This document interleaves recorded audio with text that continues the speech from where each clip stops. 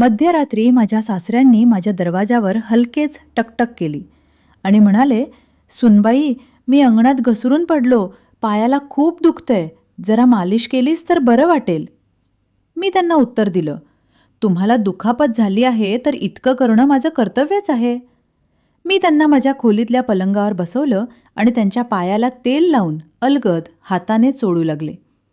पण त्या रात्रीनंतर जे घडलं त्याने माझ्या आयुष्याला अनपेक्षित वळण दिलं. मित्रांनो नमस्कार, माझं नाव अनघा पाटील आहे. मी नाशिक जवळच्या देवळाली गावची. माझं लग्न अमेयसोबत मोठ्या थाटामाटात झालं होतं. अमेय पुण्यात अभियांत्रिकी क्षेत्रात नोकरी करत होता आणि मी BA पूर्ण करून MA करायचं स्वप्न पाहत होते. लग्नानंतर आम्ही अमेयचे वडील शंकरराव पाटील यांच्यासोबत राहायला लागलो. संसार नुकताच रुजत असताना अवघ्या 10 महिन्यात अमेयचा अपघातात मृत्यू झाला आणि माझ्या आयुष्याची पायाभरणीच कोसळली. आई वडील आधीच वारले होते. माझा मोठा भाऊ संदीप आणि वहिनी मीनल यांनी कर्ज काढून माझं लग्न केलं होतं. पतीच्या निधनानंतर मी मायकेत परत आले, पण तिथे मला कायम उपरेपणाची जाणीव व्हायची. वहिनीच्या बोलण्यात टोमणे असायचे आणि माझ्या भविष्याबद्दल कोणी स्पष्ट बोलत नव्हतं. अशात एक दिवस शंकरराव आमच्या घरी आले आणि म्हणाले की अनघाला परत सासरी घेऊन जायचं आहे.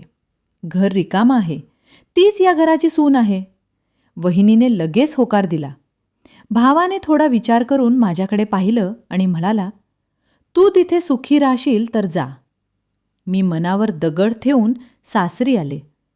सुरुवातीचे काही दिवस शांत गेले. मी घर आवरायचे, स्वयंपाक करायचे आणि शंकररावांशी आदराने वागायचे. तेही माझ्याशी मोकळेपणाने बोलायचे, पण त्यांच्या बोलण्यात एकाकीपणाची छटा जाणवायची. त्या रात्री त्यांनी पाय दुखत असल्याचं सांगितलं आणि मी मालिश करत असताना त्यांच्या नजरेत वेगळाच अर्थ दिसू लागला. मी अस्वस्थ झाले, तरीही कर्तव्य म्हणून शांत राहिले. पुढील काही दिवस त्यांनी सूचक शब्दात "आपण दोघांनी एकमेकांचा आधार व्हावा" असं म्हणायला सुरुवात केली. त्यांच्या आवाजात विनंती होती, पण त्या विनंतीत नात्याच्या मर्यादा ओलांडण्याचा धूसर संकेतही होता. माझ्या मनात भीती, लाज, संभ्रम सगळंच एकत्र दाटून आलं. समाज, नातेसंबंध, स्वाभिमान या सगळ्यांचा विचार मला झोप लागू देत नव्हता. 4 महिन्यांनी एका रात्री त्यांनी थेट बोलून दाखवलं की त्यांना माझी सोबत आयुष्यभर हवी आहे. घर रिकामं वाटतं आणि मीच त्यांचा आधार आहे.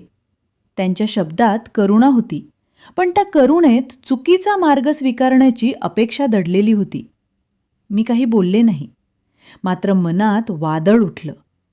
मी स्वतःला विचारलं, हे योग्य आहे का? पतीच्या स्मृती, सून सासऱ्यांचं नातं, समाजाची दृष्टी या सगळ्यांच्या पलीकडे माझा स्वाभिमान उभा होता. अनेक रात्री विचार केल्यानंतर मला जाणवलं की सहानुभूती आणि आधार वेगळे, पण नात्यांच्या सीमा वेगळ्या असतात. एके दिवशी मी धीर करून भावाला फोन केला. त्याला सर्व सांगितलं. तो काही क्षण शांत राहिला आणि म्हणाला, "तू चुकीचं काही केलं नाहीस. तुला तुझं आयुष्य स्वतःच्या अटींवर जगायचं आहे." त्याच्या शब्दांनी मला बळ मिळालं. दुसऱ्या दिवशी मी शंकररावांशी स्पष्ट बोलले. मी म्हणाले, "पिताजी, तुमचं दुःख मला समजतं, पण आपण जे सुचवत आहात ते आपल्या नात्याला आणि समाजाला मान्य होणार नाही. मला माझं शिक्षण पूर्ण करून स्वतःच्या पायावर उभं राहायचं आहे."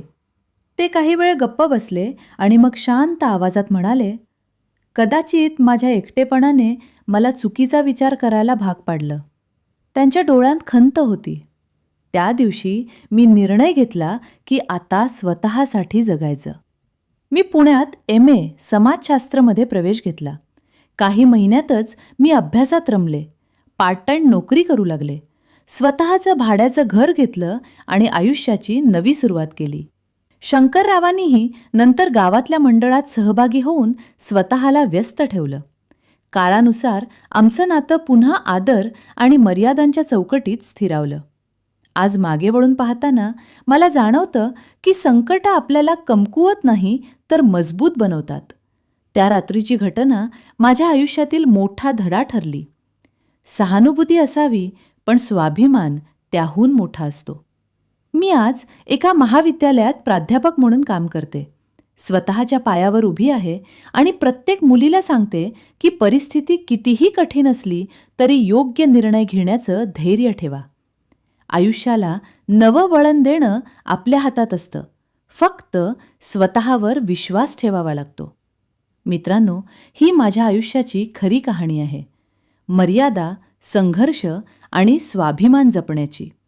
तुम्हाला कथा कशी वाटली ते नक्की सांगा आणि अशाच कथांसाठी चॅनल नक्की सबस्क्राईब करा. धन्यवाद.